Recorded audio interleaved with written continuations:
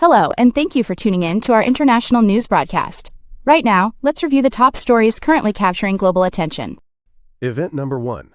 Russia blocks mobile internet in Moscow due to fears of UAV attacks from Ukraine. Event number 2. G7 countries oppose easing sanctions on Russia, determined to maintain pressure for peace.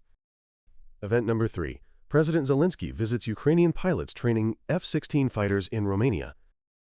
And now, for the details. Many foreign websites were blocked on Friday on mobile phones in central Moscow, part of a clampdown that has gripped the Russian capital for more than a week, disrupting the lives of millions and dealing a heavy blow to businesses dependent on mobile internet. According to the Associated Press, Russian authorities said the restrictions were part of a security effort to thwart Ukrainian drone attacks, but many industry experts suspect it's a government drill to cut off Russians from the global network if the Kremlin decides to do so. The recurring outages, which have been documented in dozens of Russian regions for months, have prompted some Moscow residents to seek out long-forgotten communication devices like walkie-talkies, pagers, and portable music players. The shutdown is part of a multi-pronged government effort to tighten its grip on the internet. They have passed restrictive laws and banned websites and platforms that don't comply with its demands.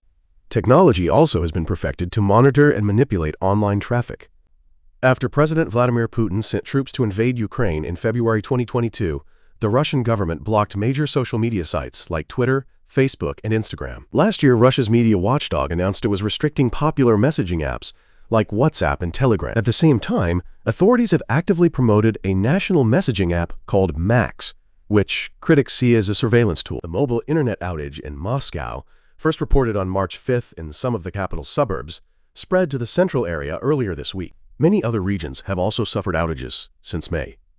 During the blackouts, some government-approved Russian websites and online services were whitelisted and remained available, but during this week's mobile internet disruption in Moscow, even whitelisted government services, top banks, and ride-hailing apps went down. Businesses with broadband connections and people with landline internet at home were not affected. However, owners of cafes, restaurants, and shops in Moscow that rely on mobile internet suffered major losses as customers were unable to pay for services. ATMs and parking meters that rely on the mobile network also stopped working. Taxi apps had to offer customers the option to call for a ride by phone and pay with cash. At times, not only was the mobile internet down, but cell service for phone calls was also completely cut off. Earlier this week, members of the Kremlin-controlled parliament reported that mobile internet was almost completely gone in the lower house building, just a few hundred yards from Red Square. On Friday, Russian websites and some mobile apps were working again in central Moscow, but foreign sites remained blocked, which some observers see as part of a dress rehearsal for a complete cutoff of web access. The business daily Kommersant published an estimate early in the week that Moscow businesses lost 3 to 5 billion rubles during the 5-day outage. Other estimates suggest a significantly higher figure. Media reports said that as the outage gripped Moscow, retailers saw a surge in demand for pagers, mobile radios, landline phones, and music players. Kremlin spokesman Dmitry Peskov said Wednesday that the latest mobile internet outage in Moscow was fully compliant with the law and would last as long as additional measures to ensure the security of its citizens are needed. Recently passed legislation has obliged Russian internet providers to shut down mobile internet when authorities declare it necessary for security reasons. German Chancellor Friedrich Merz said Friday that all other G7 countries disagreed with the United States' move to ease sanctions on Russian oil. As you know, we had a virtual meeting with the G7 leaders on Wednesday, and 6 out of 7 countries had a clear position that we should not lift the sanctions against Russia. Merz explained at a press conference in Bardufoss, Norway, alongside Norwegian Prime Minister Jonas Gahr Store and his Canadian counterpart Mark Garneau. And we were a bit surprised to hear this morning that the U.S. government has decided otherwise. This is definitely not our position, he said.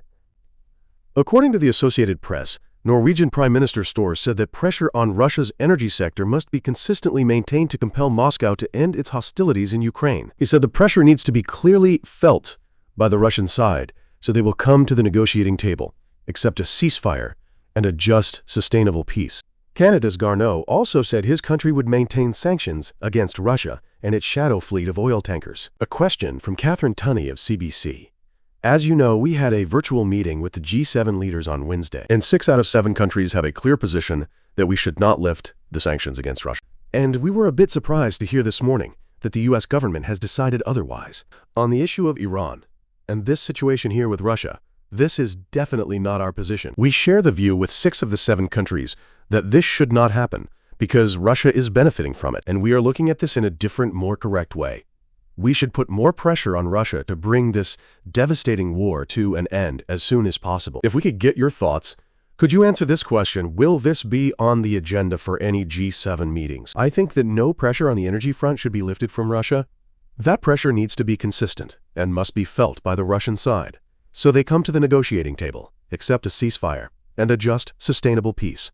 Mr. Prime Minister, have you requested a meeting with President Macron regarding the U.S. decision? Canada's position is to maintain sanctions against Russia, including this shadow fleet that is transporting oil.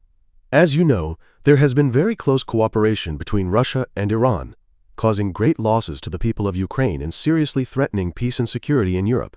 President Volodymyr Zelensky met with Ukrainian pilots who are training at the European F-16 training center in Romania.